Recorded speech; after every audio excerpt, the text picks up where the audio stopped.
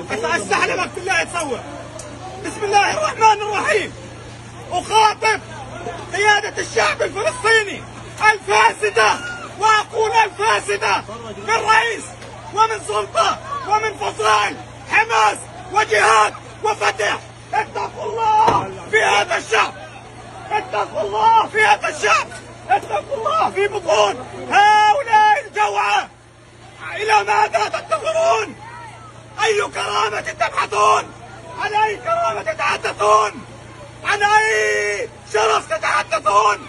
ها هم أبناء شعبكم، أطفال لابد أن يكونوا على مقاعد الدراسة، يقفون في الشمس، يقفون تحت تهان كرامتهم.